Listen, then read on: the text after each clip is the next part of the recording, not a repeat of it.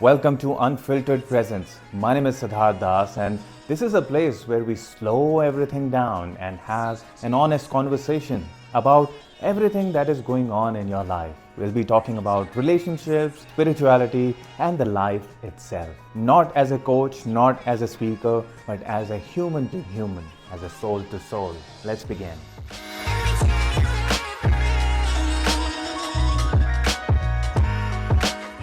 There is something I've been noticing a lot recently. I've noticed it in my own life, and now I'm seeing it in others' life as well. That how harsh we become with ourselves after we have become aware. And this includes everything. A lot of regret about the past, and I see people becomes very judgmental about their past, about their own action. It could be disgust, that you feel disgusted that you did all of those things, and that too for wrong people because of the patterns. Or you may feel that the awareness should now clean everything up. Now that you have become aware, from now onwards, everything should be perfect. That once we know better, we should be behaving better. We should be wanting better. We should be feeling better or behave better. But humans don't work like that. Awareness does not remove desire. It just exposes it. And that exposure can feel uncomfortable, even confusing. So this silent expectation from our own self and this constant judgment, constant evaluation, and constantly thinking that now everything should be better is a place where I've seen most people are stuck. So in this episode, I have picked 3 questions which come from this exact place. They are not really correlated. They are not very neat questions, but they are the honest ones. Just like life. It is not neat. It is not messy. Things are not always perfect. And that's how it is. So let's dive in these questions together and let's sit with them. Okay, so the first question today is, I know this person is not good for me, but why do I still want them? I have seen this question popping up on my Instagram thousands of times. People know that something is not very right for them, but still they cannot help themselves. They still get pulled. And to be honest, I would be equally frustrated if I would be in your place. Because the mind knows the truth, but the body hasn't caught up with this truth yet. Mind intellectually knows that this person is not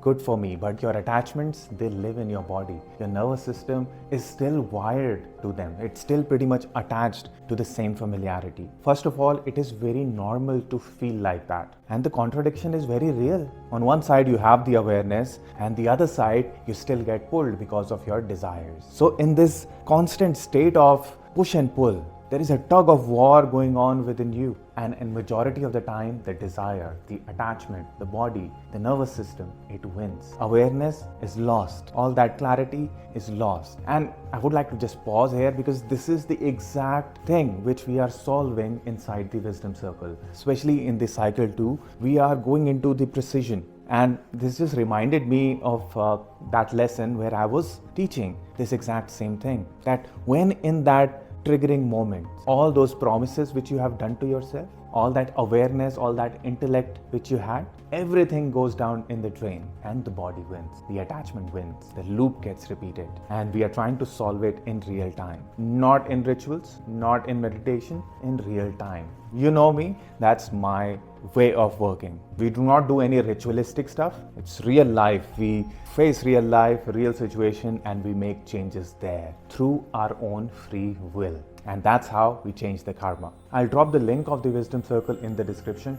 Do check it out. Now coming back, you have the awareness, but still desire wins. Now your awareness lives in logic and your desires live in your nervous system. It is the conflict between your mind and your body. And as long as you are operating from either mind or body, you cannot break the loop. In order to manage both of them, you need to go one step up, and that is you need to operate from the core of you, which is not the mind and it is not the body. We'll talk more about it. I'll talk to you about it in my next podcast episode. So desire lives in your nervous system, not in your logic. And wanting them doesn't mean that you are regressing or you are failing or your intellect or all your knowledge is not useful. No, it is not like that. It's just that familiar pain often feels safe than uncomfortable peace. That's why your nervous system, your body, your identity still chooses familiar pain.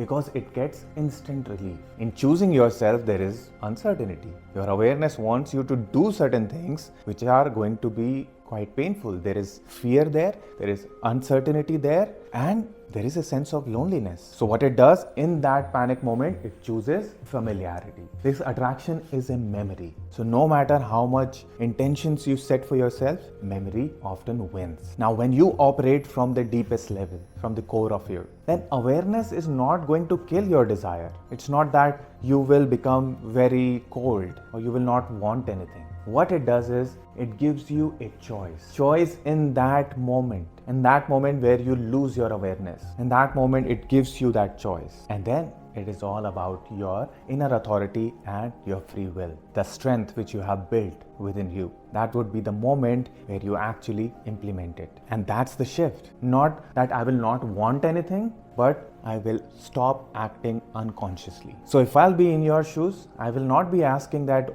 why I was not able to choose the right thing. Why do I still want them? Instead, I will be asking, what part of me learned to love this way, to sacrifice, to adjust? What part of me strongly believes that this is the only way to love? That's where you need to dive in. And that's exactly what my methodology is all about. When people work with me, I help them build that inner authority and that strength so that all that knowledge can be implemented in real life. So yes, I do not start people's healing journey, but I definitely end it, because working with me is not about healing more. It is about living freely. And that's what I'm also implementing in the Wisdom Circle. Let's move on to the next question. The second question is, I feel lonely when I'm surrounded by other people. What is wrong with me? This question usually carries shame, because from the outside, everything looks fine. But from within, you are feeling lonely. And this loneliness is not about other people. And this is what I've seen with majority of the people. They always focus outside. This loneliness is about your connection with your own self. It is not about your company or how many people are around you. People think that when someone leaves them, when they are staying alone, they feel lonely. Loneliness is not about other people or them leaving you. It is your relationship with your own self. So this loneliness is not the lack of the right company. Again, people project it outside that I need the right partner so that I do not feel lonely. Until I find the right partner, probably this is what I have to live with, this loneliness. But it is not about that. So no, loneliness is not the lack of the company. It is the lack of self-attunement or self-alignment. When you are living your life with emotional imbalance, when there are unprocessed things, when there are unprocessed emotions, when you are not emotionally available to your own self, when you are not ready to process your own emotions, when there is an emotional imbalance within you, or there are things which you have not addressed or faced. And being busy can hide this emotional absence, because being busy has also become an act of avoidance, and people feel loneliest when they abandon themselves. And self-abandonment can look like not ready to face your own emotions. That's you abandoning yourself, sweeping things under the rug, not ready to face them, or living in an illusion that one day magically everything is going to be fine. The God is going to fix everything without me actually facing it. So many people live in this delusion, and our spiritual community always promote this kind of delusions. They'll always promise you something greater after a journey or after you do a program. Something great will happen after that, not now. The life is right now. Why are you waiting for a journey to finish? So this self-abandonment needs to be stopped. Presence with your own self will be so much greater than presence with other company. Connection with your own self precedes the connection with others. And the silence can feel louder when your own emotions are unprocessed. So nothing is wrong with you. You are just being invited to dive in, to go inward. And if you need help, the best place to start is the Wisdom Circle. It is not that expensive. We do not force confidence or positivity there. And you can learn to stay with your own self without avoiding, without running. With that, let's move on to our third question. What if I let go and nothing better comes? This is not a negative question, and I think it is a very honest one. A lot of people feel like that. Because letting go is not about just losing a person or losing the person you were in that relationship, but it means losing certainty. And this certainty is what keeps the loop alive. This fear of emptiness keeps people attached because it is familiar, it is certain. This is predictable. But where we are heading, we don't know what's going to happen. There is so much of unpredictability. There is so much of uncertainty. And human mind very well know that there is nothing certain in this world. Nothing. Nothing can predict the future. No astrologers, no scientists, no religion, no human. Nobody can predict the future. Nobody knows anything with certainty. But we still chase it. We still want to believe in this illusion that we can predict. We can have things under control. And that illusion keeps us stuck. This is why mind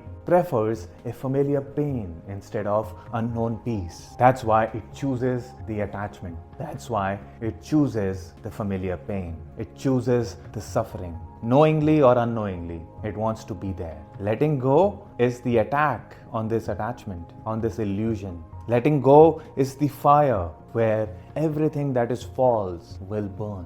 And only what is true, what is real survives. And letting go is not a guarantee of being better. And again, if you have been sold this idea that, oh, after I let go, everything will become better, then it is again an attachment to an outcome, a future. Then you have not truly let go. What you are doing is bargaining, negotiating. If I do this, oh, then you need to give me that. It is life and it doesn't work that way. And life is meant to be uncertain, unpredictable. And that's the beauty of it. And when you are able to truly let go, you embrace this uncertainty. You embrace the unknown. And that's the true surrender. And that's the true freedom. You got to experience it. Letting go is a commitment to truth. And growth will happen. You will become more free. Not instantly, but yes, the more you stay with yourself, the more you let go, the more you experience this freedom. And again, this freedom doesn't mean that you will not have relationships. This is all about you and your relationship with your own self. It is a freedom from fear, freedom from pain and suffering. And yes, initially letting go will be scary. You'll have to trust it, and not by blindly trusting it, not by writing more journals, but trust is built by staying in those uncomfortable moments. That's how you will build that trust. That's how you'll be able to truly let go,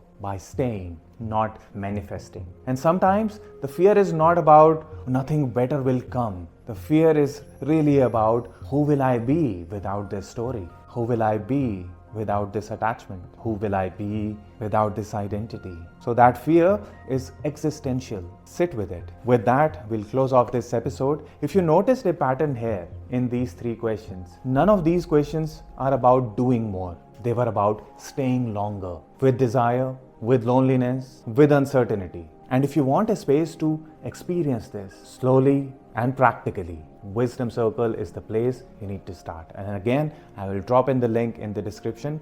Do check it out, okay? If you found your life in one of these questions, if you feel that one of these questions were written for you, then you do not need to do more or do anything. Just sit with this. Allow yourself to sit with this. You do not need to chase advice. Let the answers come to you. And do share this episode with somebody who might need to hear this. Once again, thank you so much for listening and all the love that you have shown to this series. This is Unfiltered Presence with Siddharth. I will talk to you soon.